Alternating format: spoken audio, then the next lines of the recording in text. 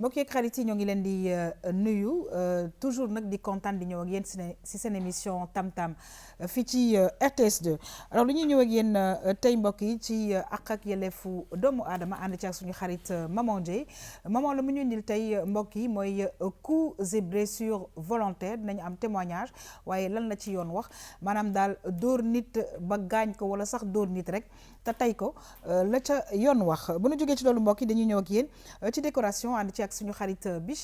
Bichiba ñoo ngi koy nuyu bu baax a baax ñu ñëw nag ak ci li nga xamante ne bi moom mooy cinéma ànd ci ak suñu xarit Malcolm dafa ñëw ak ñun ci benn film bu ñu duppee Criminal Square xam naa ne dana ci yaatal waxtaan bi ba ca kaname ak ay acteurs yu nga xamante ne bi xam nañ leen ci beneen fànn mbokk yi ñu jeexal saa su ne ak Vue sur la toile waaye xam ngeen ne nag le grand Habib Faye bassiste bi nga xamante ne bi yàgg na liggéey ak waa Super Étoile dafa génn àddina incha allah dinañu ñëw ci moom ci mëjantalu émission bi waaye nag saa su ne dañu am ay invité dama ko doon wax ne que vraiment sunu invité maître Thiam mu ne ma déedéet RTS2 laa bokk kon nag ñu ànd ak maître Thiam ci émission bi mbokk yi ma dem régie dellu si waat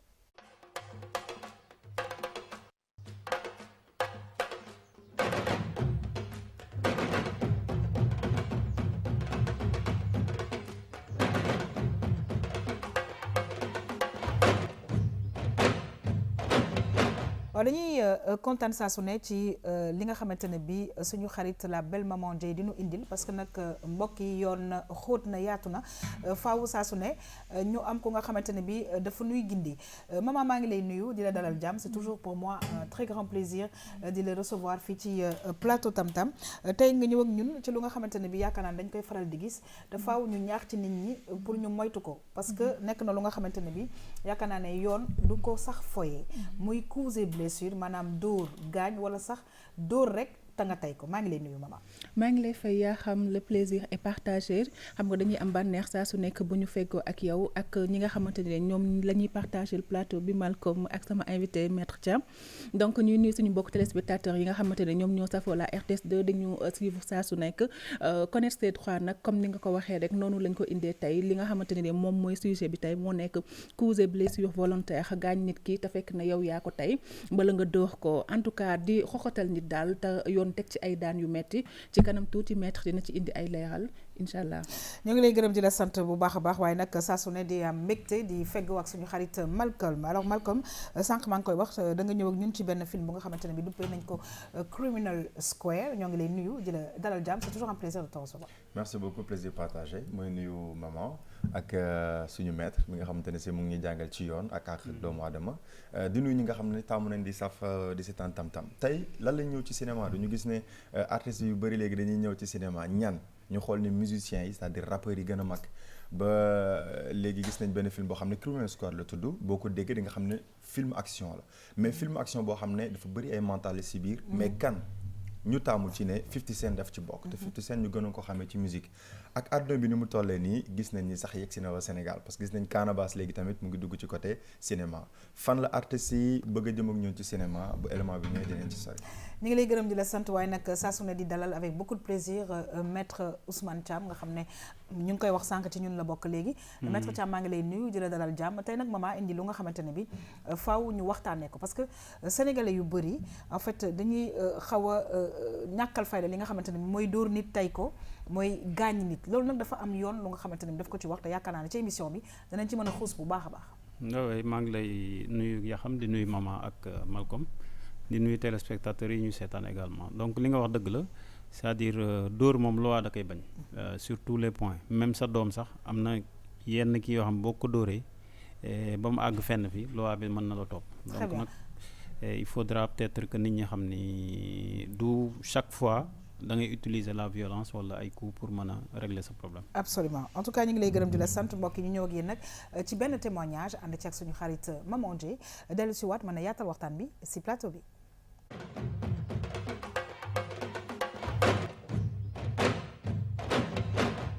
man dama fi ñëwoon ndax dama am lu ma métti loo xamante ne maa ngi koy dund ak ki nga xamante ne moom mooy sama wujju pecco nga ndax dañoo nekk ci biir kër gi. mu ne nag koo xamante ne daf may tàppaas chaque jour xuloo histoire di ma jaay doole mës nañ fi xeex mu dóor ma porté ko plainte wante plainte bi mujjul fenn ndaxte bañ demee sama goro dafa ne naa jëlaat plainte bi ndaxte yëpp ci biir kër gi la dinañ ko régler wante nag moom dafa nekk koo xamante ne ñoom mënuluñ ko dara ndaxte loolu ba mu amee terewul fu mu toll rek day continuer na mu doon def lu rawati loolu keroog bi ñu mujjee jote ci la jëlee cour bi mu dóor ma ko ba sama loxo bii dañ kaa bandaas man nag dama sonn te xaw ma nu may def loolu moo tax ma ñëwoon fii pour laaj nag ban yoon laa war a jaar ak ban ndimbal lañ ma mën a jàppale ci situation bii nga xam ne moom lay tudd.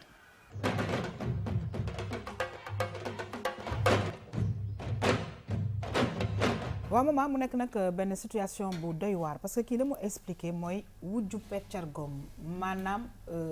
jabaru frère am wala jabaru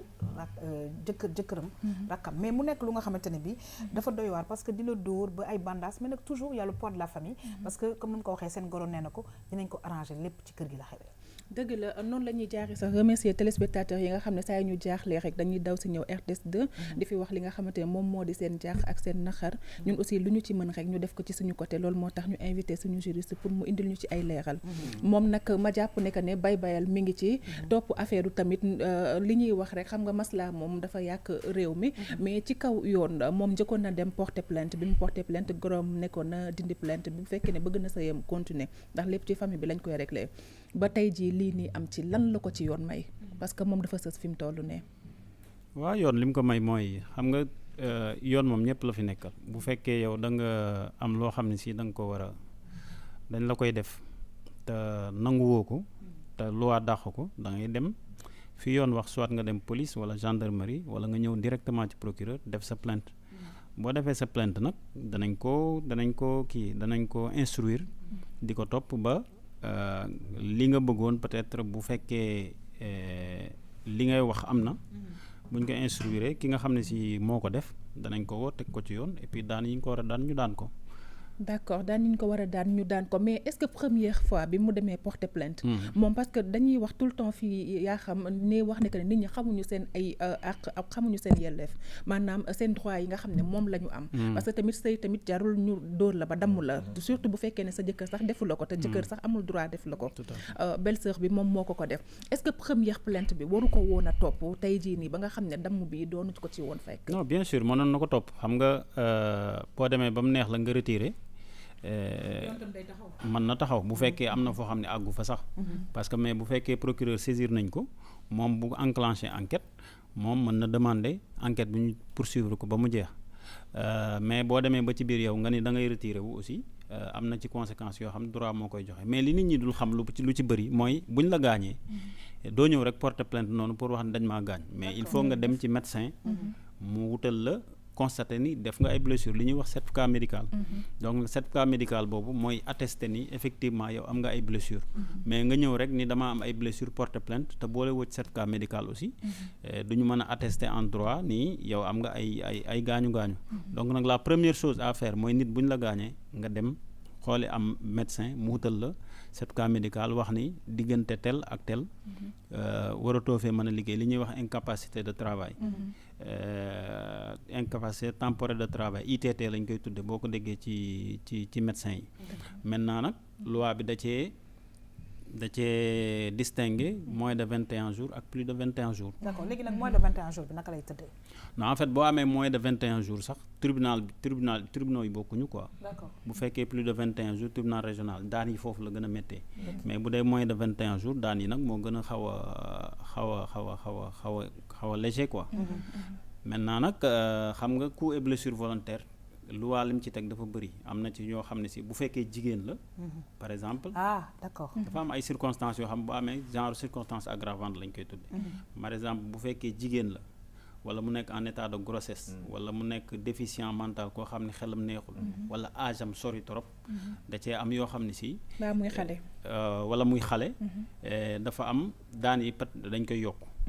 wala mu doon koo xam ne si par exemple dafa am ay mutilation maanaam nga dóor ko ay loxoom làggi wala bëtam mu jëlee ci laago daal tuuru waaw wala mu jëlee ci laago wala dootul gis et cetera yooyu yëpp daan yi dafa loi daf ko diisal ba nga xam ne si nit boo ko defee lu ñuy wax circonstance aggravante daan bi dañ koy gën a yokk. alors ce serait bien aussi maître ñu ñëw ci benn fait ba nga xamante ne dafa am solo parce que il faut que nit ñi xam ne que lu ay parole mënut a régler ay dóor mënu ko régler et que dóor yooyu nit warut a dóor moroomu nitam mun nañu expliquante mais moo tax yoon ñëw ci daan yu nga xamante ne bii foog nga ñëw ci daan yi parce que sànq yaa ngi koy wax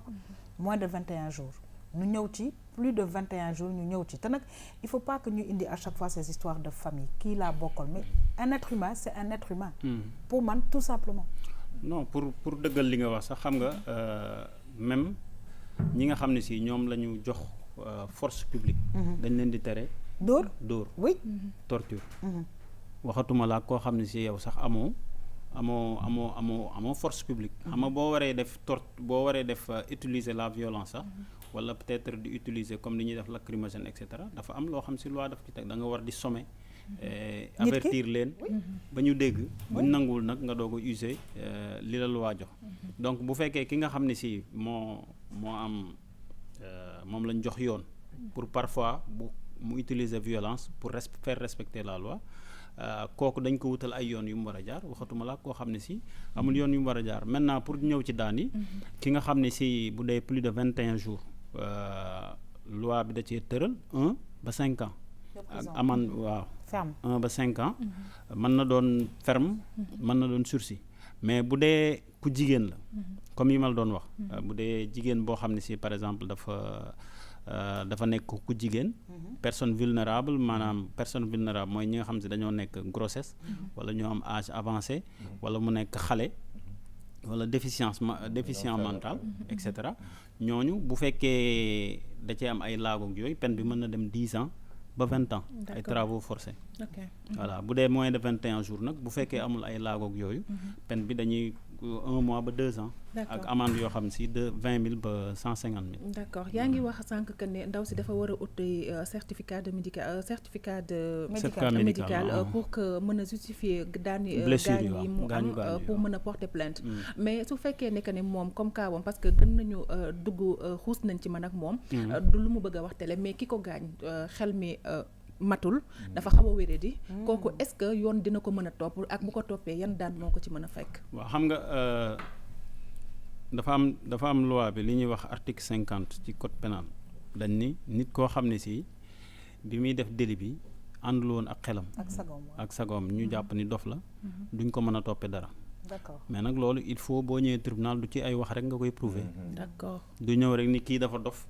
tribunal ni jàpp ni kon dof la donc da ngay dem ñu attester par un médecin genre soit psychiatre bu wane ni kii àndul ak xelam nga indi certificat boobu tribunal doo ko nangu ni kii dafa wéradi mais du question ni da ngay ñëw ni def lu la neex ba pare ñëw tribunal naan da ngaa wéradi wala ñu naan wérul moo tax mu koy def tribunal du nangu loolu mais kon yoon nan la ñuy def ba aar ndaw si nga xam ne ñi ngi koy xoxatal ci kër gi te fekk rek ki koy def xam nga moom tamit bu demul ci yoon kenn mënu ko dimbali mais bu demee ci yoon it nee nga yoon mënul topp kooku ndax wérul non waxuma ba xam nga da nga ni kooku dañ ni wérul mais il faut ñu prouver ba xam wérul il faut ñu prouver ko léegi su fekkee prouver nañu ne wérul léegi moom naka lay def ndaw si ba mucc ci yooyu waaw bu fekkee loolu la nag peut-être xam nga mën nañoo jël ay mesures d'internement par exemple bu fekkee danger la ci société beeg yooyu day gaañ ay nit loi teg na fi ñoo xam ne si mën nañoo jël prise ay décision ñu jël ko interner ko foo xam ne si fa la ñuy denc ñi nga xam si wéruñu nga xam ne du gaañ kenn alors Malcolm gis nga parce que bu continuer mën naa rey nit après kooku day perte bakkanam muy ay coups et blessures mais maman indiwaat nañu beneen information ko nga xamante ne bi wérul donc coups et blessures moom la ca yoon wax yaakaar naa ne leer na ci bopp ñëpp maître Thiam wax na ko mais mu nekk cas bi nga xamante ne bi société bi ñu nekk dañu am daal ay problème parce que yow nit ki yaa ngi naan ko toogal bul dem fenn bul porter plainte et cetera parce que tout simplement yaa ngi say attention soo deful nag sa sëy dina ci tas mu nekk ay problème de société yoo xamante ne bi ñu ci bëri ñu ngi koy jànkonteel sànq yaa xam da nga ko tënk sa biir wax mooy entre nit ak nit du da ngay tëb rek fajal sa bopp dafa am ñoo xamante ne si dañ leen bañ ba wooye leen ñoo xam ne yoon mooy seen liggéey yoon waxuñu tabax waxuñu leen yoon mooy seen liggéey boo amee problème da ngay dem ba ci ñoom gis nañ ne fi tam-tam ubbil na leen bunt boo laajtee ni nga war a def nga def noonu famille bi tey mën nañ jël comme sànq bi mu ko waxee tuuti ma ree xam naa ne sérieux na metti na mais tuuti ma ree nit ki am problème ñu bàyyi ko ci biir kër gi day xëy yëkkati kuur rek door ko benn xale wala leneen parce que ndax mariage waaw ndax naan dafa wérul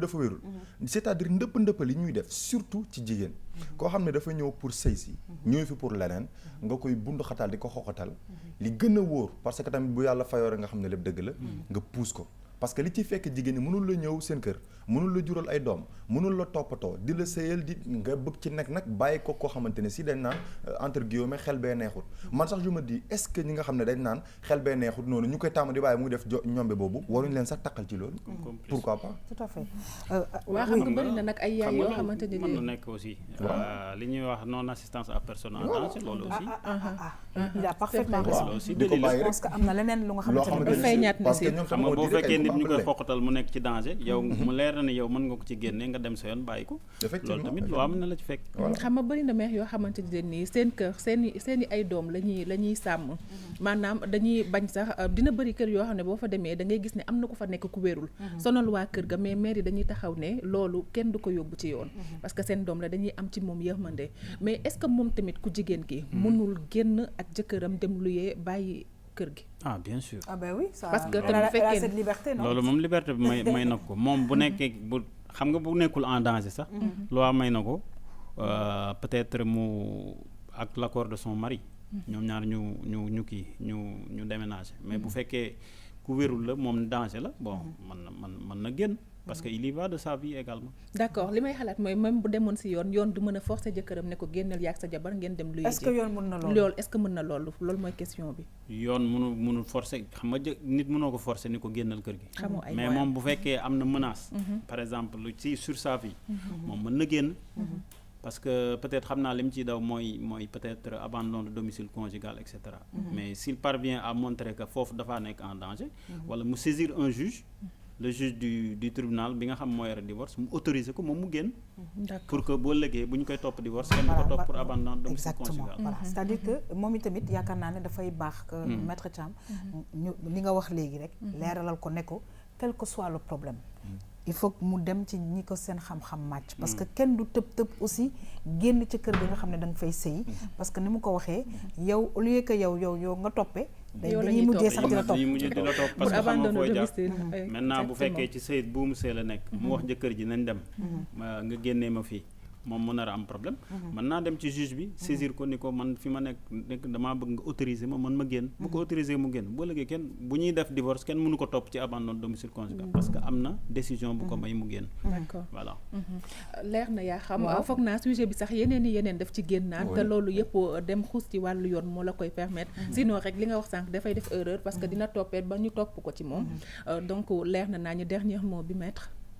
waaw xanaa di wax rek ni peut-être nit ñi daal ku ci am loo xam ne si jaaxal na la bon ñun suñu association mi ngi fi boo ñëwee daal danañ la gindi ñu ngi tribunal donc numéro bi aussi ku ko bëgg 33 889 90 89 d'accord 33 889 90 89 mbokk yi muy numéro association des jeunes avocats mi ngi nekk fii ci tribunal bu mag bi di bamtuwaat ne que jigéen ñi ñoom dañ leen fa daal am lu ñu leen fa beral parce que ku ci ñëw danañ la jàppale su même nekkee taxaw yoon dinañ la ko taxawal alors di fàttali numéro téléphone bi 33 889 90 89 mbokk yi di bamtuwaat ne que vraiment ci àq ak yelleefu doomu aadama saa su ne dañu ciy ànd ak maître Ousmane Thiam fii ci RTS 2 boo leen ñëwee mama dana leen jël daal comme li ngeen ko gisee ndaw si nuñ ko defee flouter sa kanam ak même sa voix ba nga xamante ne bi kenn du la xàmmee waaye dinañ mën a waxtaanee sa cas daal di xool ban yoon la ñuy jaar pour saafara ko en tout cas maman ñoo ngi lay gërëm di la sant bu baax a baax c'est toujours pour nous un plaisir de le recevoir te nag vraiment di kontaan ci gindi bi nga xamante ne bi non seulement yaa ngi koy gindi ñi fiy ñëw di wax ak yow waaye ñun ñiy toog ci plateau bi yaa ngi ñi ciy gindi di ci gindi ñi nga xamante ne bi ñoom ñi seetaan ñi ngi lay gërëm di la sant bu baax a baax merci beaucoup maman ñu xuus nag mbokk yi ci toujours émission Tam Tam ñoo ak yéen ci décoration ànd ci ak suñu xarit Bichiba dem xool encore une fois lan la ñu Bichiba indil mbokk yi dellu mën cee waxtaan ci plateau bi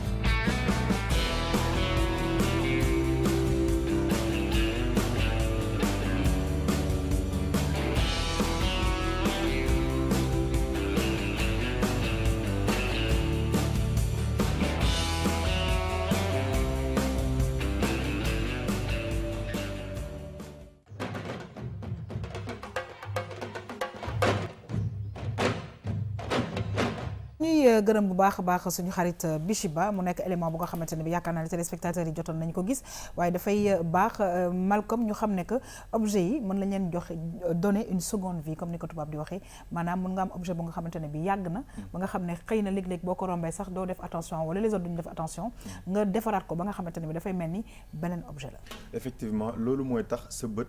di dundaat ci beneen façon. mën nañ gis plateau bi ni mu mel ni suba ñu ñëw gis ko ci beneen anam mais anam bi nu ñu ko defee parce que dañoo gis ne bët bi tàmm na di ko gis chaque jour ñu joxaat ko beneen jëmm mu ngi mel ni président tàmm jaar ci benn yoon mais ñu xam ne am nañ gan yaa xam war na ñëw France seet si kenn nga gis bu ñu décorer yoon bi taaralaat garab gi day tax dund bi day mel ni yaa ngi ci beneen monde alors que yaa ngi foofu ba léegi dina tax patrimoine boobu doo ko soppi parce que sànq gis ne ñu jël objet d'art bi xam nañ ni ku nekk objet d'art des fois masque yi day représenter benn communauté boo xam ne yàgg na nekk en Afrique ñoo xam ne ay rëbbkat lañ wala ay sàmmkat lañ wala ay baykat lañ ñog yooyu du ñu bëgg ñu soppi seen masque léegi nga bañ ko soppi parce que tàmm nañ di ko gis te xamul lu ci nekk day baax nga taaralaat ko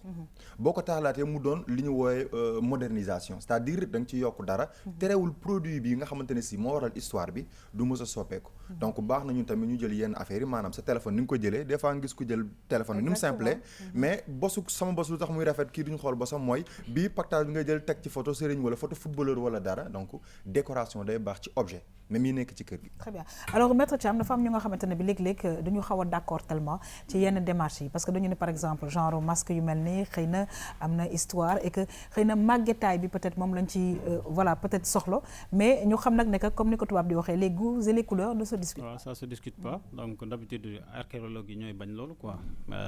niñ koy génnee noonu la ñuy bëggee mu kii noonu pour valoriser ni am na ay temps d'années trucs comme ça. mais nag rester dans la monotonie aussi c'est pas ce qui est conseillé il faut peut-être dans la vie ngay changer pour découvrir d'autres choses et puis soit xam nga modernisation bi kii di wax sax dafa kii parce que li ñuy wax naan jamono day dem il faut nga ànd ak moom waaw alors comme ni ñu ko waxee maman jamono day dem da ngay ànd ak moom waaye ni ko Bichiba defee yaakaar naa ne ñu bëri même su nekkee par exemple seen salon wala quelque part dans la maison rien que le fait de changer les meubles wala changer peut-être couleur fauteuil yi et cetera day objet baa ngi fii mais dañ koy redonner une seconde vie. jamonoy Kanché lañu tombeel donc il faut que ñu changer bu ñu changer rek dinañ gën a valoriser li nga xamante ne ñi ngi koy gis saa su nekk mais man damay ñëwee sax ci côté bi nga xamante ni nii moom miy liggéey matériel yi muy utiliser parce que dama am benn copine bu ma woon ne ma léegi damay def comme Bichiba damay defaral ma ne ko waaye tam yaa xam il faut que ñu sensibiliser leen ci du da ngay jël peinture yu la neex nga utiliser ko nu la neex sans masque sans dara parce que moom mi dafa am ay kii yu mu am jumtukaay moo koy permettre parce que yooyu tam dafa am yeneen kii yu muy def ci santé nit donc il faut que kuy liggéeyal sa bopp baax na ñun looloo tax ñu def ko ci tam-tam et tout mais tamit il faut nga jumtukaay yooyu su ko defee li ci nekk ci yeneen effet yu mu mën a def ci sa santé du moins nga xam ne du ko ci def. très bien et puis nag ci bàyyi xel def attention parce que ku mel ne Bichiba matériel yu bëri mën na ko utiliser léegi-léegi nga utiliser loo nga xamante ne bi xëy na da lay gaañ et cetera mais en tout cas muy apprentissage yu nga xamante ne bi saa su ne mbokk yi dañu koy mën a def vraiment ak complicité ki nga xamante ne bi moom moo yore décoration de Bichiba nekk RTS2 di fàttali rek nekk vraiment pour bricolage da ngay def petit à petit doo xëy rek def benn affaire bu mag alors di baamtuwaat nekk moom ci boppam am na page Facebook bu nga xam ne lépp lu muy liggéey di ngeen ko fa mën a gis waaye tamit RTS2 nekk na aussi ci li nga xamante ne bi moom mooy YouTube saa su ne moom tamit di ngeen mën a xoolaat exactement li nga xamante ne bi moom la leen di indil ci bés bi en tout cas ñi ngi koy nuyu bu baax a baax Bichiba di nuyu toute sa famille mbokk yi nu xuus nag ñëw ak yéen ci li nga xamante ne bi moom mooy cinéma ànd ci ak suñu xarit Malcolm alors Malcolm sànq ñoo ngi koy wax dafa ñëw ak ñun ci benn film bu ñu duppee Criminal Square muy benn film d'action bu nga xamante ne bi évidemment ay affaire braquage mi ngi ci waaye tamit sànq moo ngi koy wax aussi ay acteurs yi nga xam ne xam nañ leen mais ci wàllu musique notamment ku mel na 50 Cent mbokk yi ñu dem dellu si waat.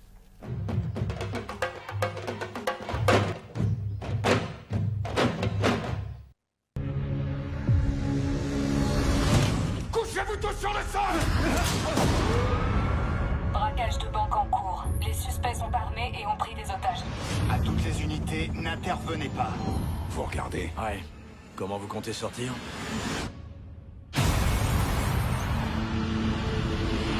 On n'a pas affaire à des voleurs ordinaires, les mecs. Centrale! On nous tire dessus, tous les côtés! La réserve fédérale, la seule banque à n'avoir jamais été braquée. C'est pour ça qu'on va le faire. Ce ne sont pas de simples braqueurs. La National Hollywood Bank, la banque Laguna. Si on coince ces gars, on résout toutes ces affaires. C'est eux qu'il faut qu'on chope. Ils sont accros au braquage. Tôt ou tard, il leur faudra leur dose.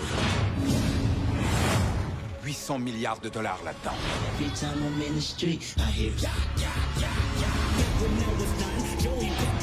Ils ont réussi à s'infiltrer. Ils voient grand. Tu sais ce que ça veut dire? Que je fais partie d'un gang, sauf que nous, on a des plaques. Ce qui veut dire aussi que t'es foutu. Vendredi, démerde-toi pour qu'ils soient au courant. Je préfère te prévenir. Faut mettre ton gilet. Au moindre mouvement, tu les fumes. Tu crois qu'on est du genre à t'arrêter? À te passer les bracelets et à t'emmener au poste? Non, on va vous buter. Bon. C'est pas vous les méchants. C'est nous.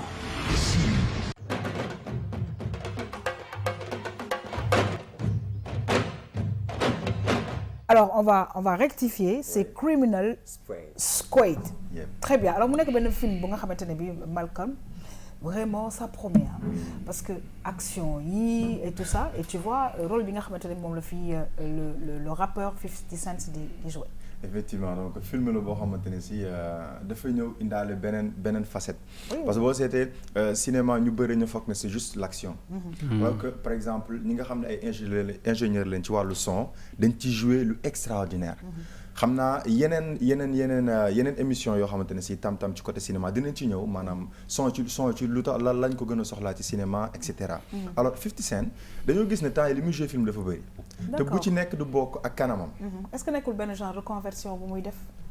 ci loolu laa doon ñëw fi mu toll nii cinéma beneen monde la nag léegi. dañu seet ni benn entreprise la boo xamante ne si benn structure plutôt ku nekk da nga ciy bëgg a ñëw mais kanam bi ngay ñëwee doo ko ñëwee waat. joué na benn film boo xam ne cancer la ci doon xeex ñu gis ko mu maigrir léegi gis nañ ko mu jouer action parce que dañ ko gis soundam c'est un peu rythmé voilà c'est hard ñu gis ko tam ci lii alors film bi c'est très attendu et puis ñu gis ne Fast and Furious dafa poussé ñu bëri ba léegi boo seetee action bi dañuy gën a yéegal baar bi film la boo xamante ne si aussi gis nañ ci ñeneen ñoo xam ne bon peut-être loolu moo nekk seen liggéey mais pourquoi 50 Cent chaque instant il change de visage c'est parce que fu mu toll nii beaucoup de rappeurs et de musiciens dañuy ñëw ci côté cinéma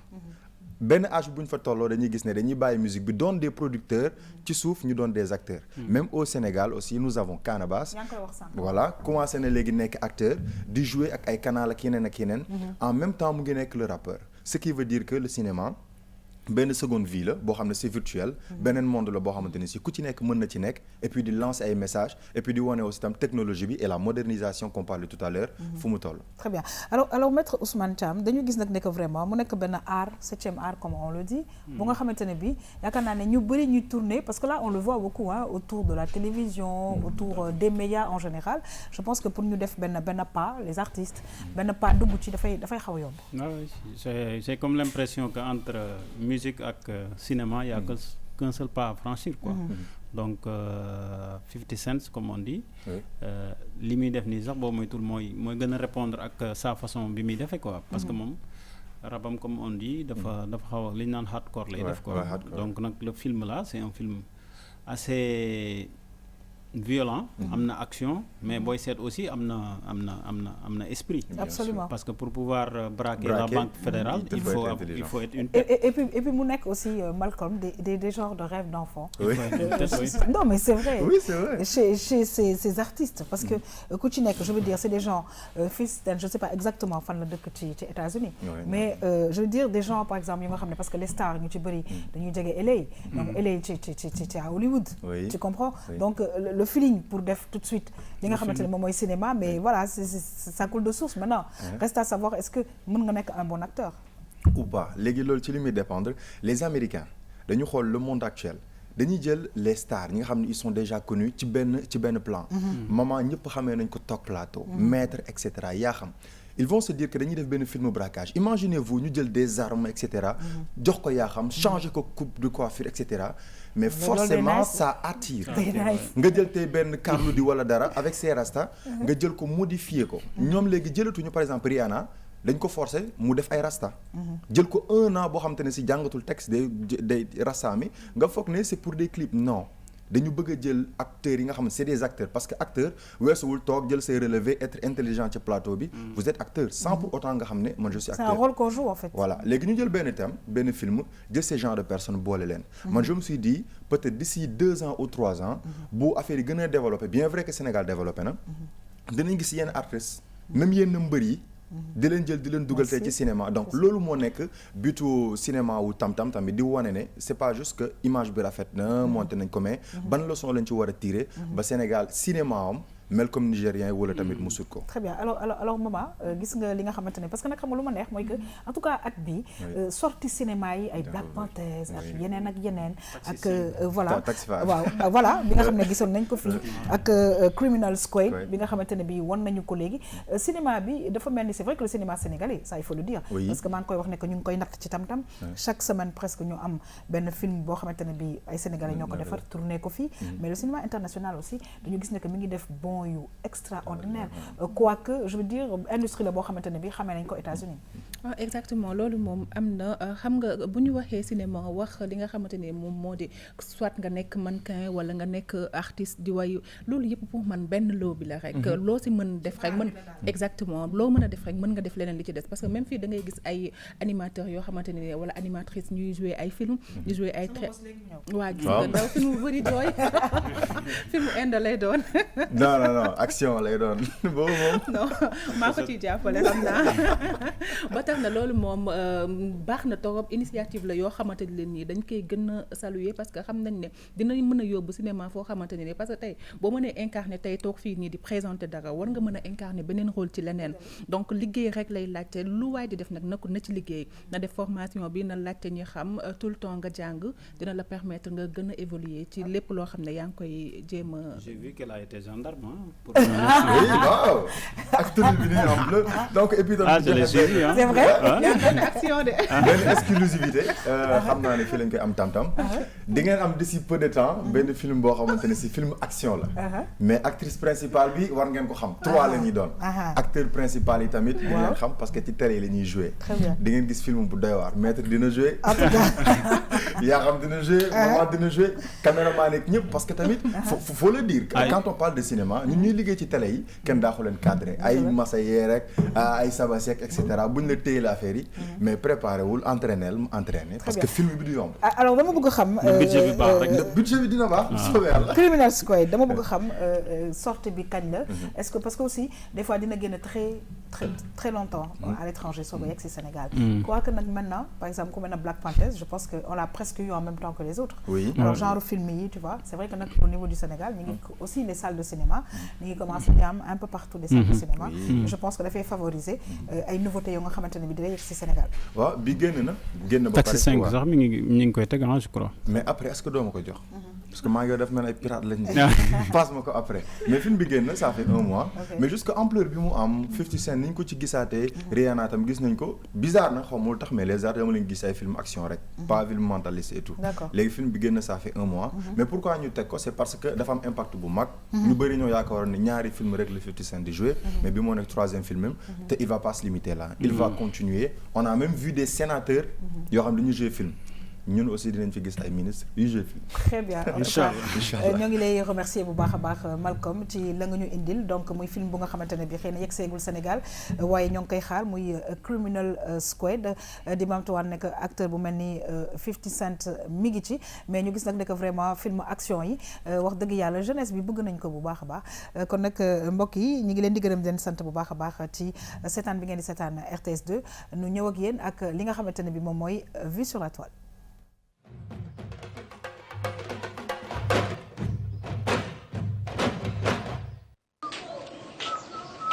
Hé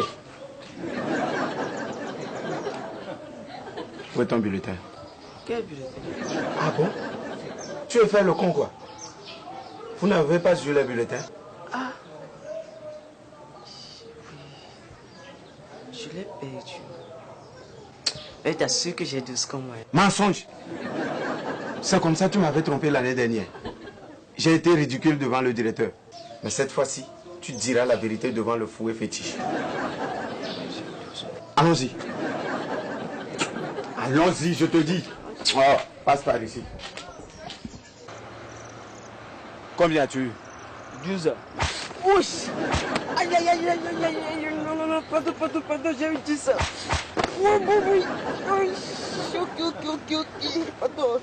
J'ai eu 8 ans. Ouf. Imbécile. Pourquoi tu ne peux pas me ressembler, man? Hey, quand moi j'étais en 4e là, j'ai toujours eu 15 de moyenne. Aïe.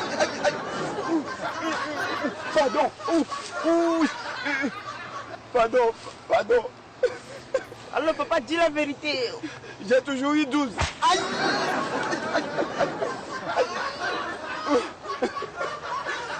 J'ai toujours eu 4.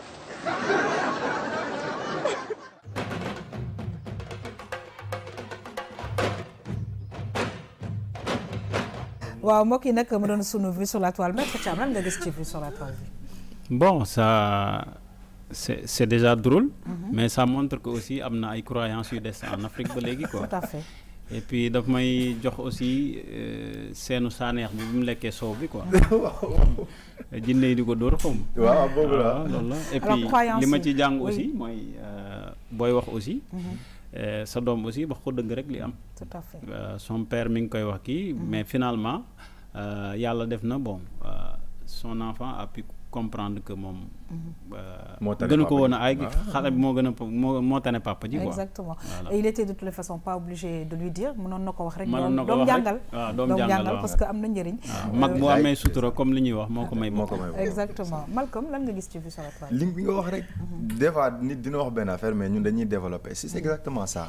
rawoo ko ne ko doom jàngal gis nañ fi koo xam ne baykat la mu bëgg doomam doon ko intelligent. xam na ni yamuñu niveau. mais da nga koy pousser rek parce que am na tam boo fa ñëwee foo xam ne ci ñaata la amoon moyen déedéet wan ko tamit sa fulla rek ne ko man bi may toll sama digg ndaw yàgg naa def fulla ak fayda yow it école ba na nga def fulla ak fayda et ça me rappelle une chose sama benn xarit mu ne daa am benn paa boo xam ne dugg ci benn car rapide mais comme que ñu mel ni maman macha allah ñu ngi foon muy tàgg boppam nekk ci car rapide naan non man ginaar laa reeree mais dama modeste rek moo tax ma ànd ak yéen milliardaire laa ginaar laay lekk di ko añee di ko ndekkee gars ne ko mais car rapide bi nga dugg mu ne noo garaawul oto bi def secousse rek saa yoo wàcc soom bi gars yi ko nekk xoolate mu ne gis nga de li moo tax ñu leen gëm la yàlla miracle moo rek ko mën ndekkee añ ndekkee ginaar wàcc sombi léegi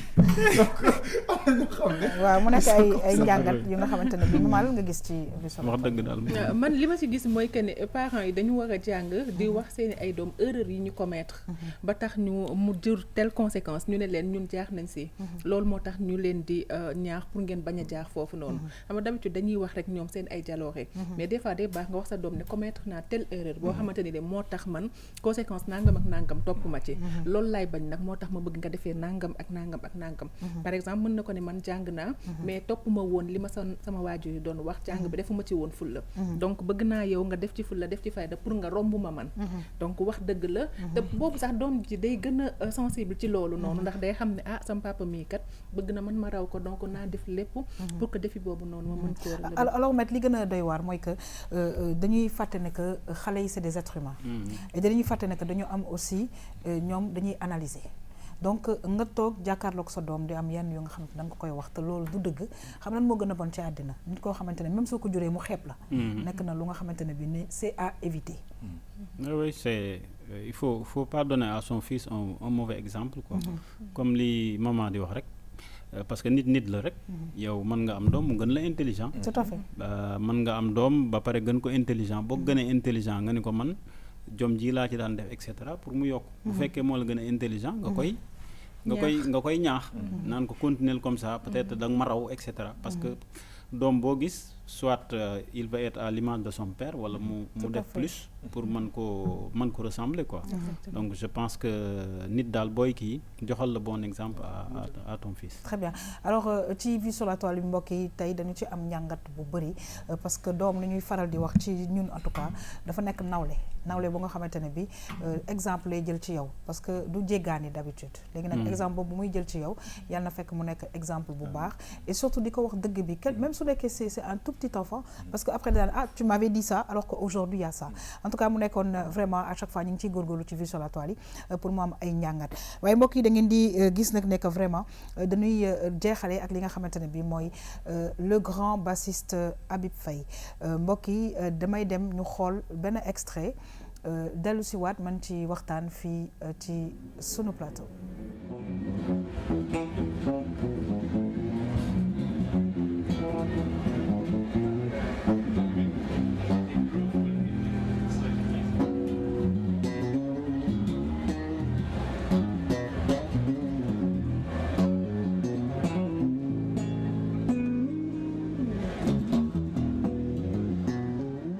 nag nekk vraiment ñu ngi leen di wan quelques notes yi nga xamante ne bi le grand guitariste Habib Faye alors mu nekk benn réveil très douloureux aujourd'hui ci ñëpp. Je pense qu'on a eu ñun ñëpp l'occasion de faire des émissions avec lui aussi bien sur la RTS 1 que sur la RTS 2 alors dañuy fàttali rek nekk vraiment même ci jazz Saint-Louis jazz defe naa ne le grand Michael Souma am na passage ba nga xamante ne bi jotoon na ko def ak le grand Habib Faye mu nekk des images yoo xam naa ne RTS 2 dina ci ñëwaat. Alors réveil très brutal aujourd'hui hein, c'était pas facile parce que tu sais on est dans un milieu bu nga xamante ne bi ñun aussi on les côtoie on les connaît alors personnellement c'était un ami Habib Faye bu nga xamante ne bi voilà on s'appelait au téléphone on se parlait donc nga yeewu rek ñu ne la génn na àddina maître d'autant plus que gis nañ ne que la grande sortie de Habib Faye bu ñu remarqué c'était lors du Bercy de Youssou Ndour nga xamante ne bi moom Jimmy Mbaye nekkoon nañu les invités d'honneur mu nekk une grande perte pour la musique sénégalaise parce que je pense que Habib en tout cas personnellement moi je le suis boobu maa ngi def je sais pas peut-être 4e ou 3e je sais pas si vous vous rappelez les grands shows au niveau du lycée Van de Saint-Michel Habib était là et avant même ñuy wax Youssou Ndour je pense que attraction bi aussi c'était Habib Faye parce que c'était voilà basse la woon arrangeur mais ku nga xamante ne bi je pense que il a beaucoup fait pour la musique sénégalaise il a beaucoup fait pour la musique de Youssou Ndour alors peut-être dinaa ñëwaat mais un mot par rapport ak ce grand artiste parce que dafa metti tu sais nous on les côtoie on les connaît suñu ay xarit la ñu nga xëy benn jour rek dégguloo feebar quoique nee nañ voilà feebar bi yàggul mu génn àddina je pense qu'il était important aussi que Tam Tam rendre hommage à cet artiste. Non, je crois que Tam Tam sax kese peut-être moo ñàkk c'est le Sénégal qui perd. Absolument. Parce que booy seet lui c'est une virtuose côté musique quoi. Parce que man ba may nekk xale dama daan gis chaque fois ci cassette yi dañuy bind Habib Faye basse après ñu gis arrangeur. Donc c'est dire que c'est un homme d'une dimension exceptionnelle. Et puis di profito di ci jaale ay mbokkam ak waa Super Étoile man d'ailleurs à Abidjan. Hier et avant-hier. maag seen waaw ñu ngi fa woon donc nag j'en profite pour d'ailleurs maa ngi doon wax ak son frère là Tafa la tudd xaw ma Tafa Faye oui on était ensemble donc nag maa ngi profité di ko jaale di jaale tout le groupe de Super Étoile et puis di ko ñaanal yàlla xare ko àjjana amiin alors Malcolm il faut que ma jox def tour de table pour ku nekk am kàddu yoo ci sànni mu nekk ku nga xamante ne bi dimension à la limite des fois les Sénégalais dañuy jàpp rek Habib Faye Super Étoile mais Habib Faye on en a parlé il a fait des scènes yu nga xamante ne bi je te dis des dizaines et des dizaines et des dizaines de milliers de personnes ñoo nekk ci scène yooyu am na émission boo xamante ne bi du ñàkk xëy na dinañ ci ñëwaat mais mu nekk vraiment ku nga xamante ne bi jox na musique àqam ku nga xamante ne bi yaakaar naa ne tey bu ñu waxee musique sénégalaise kenn mënul bañ a wax ki nga xamante ne mooy le roi du mbalax Youssou Ndour te ci musique am boobule dafa ci dugal loxoom ba nga xamante ne bi je pense que voilà man peut-être du ma ci sori parce que dama ko xamul mais nit ki ni mu mel c'est à travers ci ni ñu koy waxalee donc buñ ma mayoon tey damay c'est-à-dire on répond pas à une question par une autre question mais su ma mënoon wëlbati question bi bàyyi la ko parce que ñun ñëpp xam nañ ni sa waay la woon man à mon âge du ma ne fekkee naa lu bëri ci moom xaw ma ko woon sax nii damay dégg ay turam donc man j'aimerais bien que genre yu mel ni occasion yi tamit nga gën a feddali yaak moom sa kóllëre nekkul yaa xam bi toog mais tamit nu mu meloon pour que ñun ndaw yi ñu xamoon kan la doon parce que man en vrai xaw ma ko li ma ci mën a wax mooy yàlla na ko yàlla yërëm xaare ko àjjana jaale ay mbokkam alors moom xëy na kàddu go ci sànni parce que pour moi c'est pas évident par rapport ak li nga xamante ne bi mooy hommage bi RTS 2 Tam Tam bëgg rendre Habib Faye koo dul may sa bopp moom lu la yàlla may rek da ngay jël donc xam nga nekkul loo xamante ni nouvelle bu neex la mais dañuy sant yàlla rek peut-être yàlla moom lu mu def moo gën lu mu deful donc dañuy wax rek ne nga muñ ñi ko ay mbokkam yëpp aussi tamit ñu muñ xam ne yàlla moom mooy dogalee noonu ñuy ñaan yàlla rek mu xippee ci aljana yi gën a kawe ñëpp ñi mu bokkaloon liggéey bi tamit ñuy ñaan yàlla moom mi leen ko joxoon mu uutu ginnaawam donc bul def ni yaa xam mooy loolu waaye gis nga mi ngi noonu daal yàlla na ko yàlla yërëm te xare ko aljana c'est l'émotion côtoyer une personne c'est autre chose c'est-à-dire bu la leeree ne lii dootoo ko gisati lu dul à travers des images c'est à ce moment-là ngay xam la valeur d'une personne et malheureusement nous au Sénégal loolu la ñu am da ngay gis ko xam ne war nga ko rendre hommage doo ko def war nga ko dellu njukkal doo ko def est-ce que sax bi ngeen di liggéey mos nga ko wax merci non et un bon jour ñu ne la dafa feebar wala dafa dem nga nekk fa pour c'est-à-dire on est comme ça et on en profite pour wax ni au nom de c'est-à-dire au nom de la RTS exactement la RTS2 mais aussi au nom de Yaxam parce que je vois que ni sa xarit la woon donc voilà. C'est vrai que nag ouais sama xarit la woon on s'appelait on se parlait même des fois su daan intervenir alors je rappelle que même dernière intervention mu defoon avec Pape Cheikh Diallo alors que Youssou Ndour était sur le plateau donc juste après son intervention on s'est parlé pour dire que les relations que j'avais avec lui en tout cas ñi ngi jaale tout le Super Étoile di jaale Youssou Ndour di jaale toute sa famille yàlla na woyof ci tout le monde parce que c'est vrai que voilà il y a des morts yu nga xamante ne bi c'est vrai que il faut que toujours qu'on s'y attende même na morts yoo xamante ne bi c'est tellement brusque que voilà dafay xaw a doy waar mais en tout cas au nom du groupe RTS ñoo ngi koy jaale le Super Étoile ñoo ngi koy jaale vraiment toute sa famille di massawu nag vraiment surtout njabootam parce que on se parlait souvent voilà il me disait même tiens maa ngi waroon dem Jeanne d'Arc parce que ceci cela donc voilà mu nekk nga xamante ne bi très simple très professionnel très simple nekk ci vraiment milieu yu nekk c'est-à-dire que ay Tracy Chapman ay voilà j'en passe quoi parce que j'en ai beaucoup parlé avec lui ko nga xamante ne bi voilà jazz moom y a des gens même suñ ko fàttaliko bu ñu musaan di dem ci soirée Youssou Ndour yi ñoom am na ñoo xamante ne bi première partie bi la ñuy dem parce que l'orchestre Super Étoile ak Habib Faye surtout tu vois c'était d'abord du jazz avant que Youssou Ndour di yéeg mu nekk ko nga xamante ne bi comme je le dis ça fait plus de 30 ans que moi je le suis donc vraiment toutes nos condoléances au nom du groupe RTS au nom de la RTS2 mbokk yeeg xarit yi ñu ngi leen di gërëm di leen souhaiter bonne suite des programmes sur la RTS2 au revoir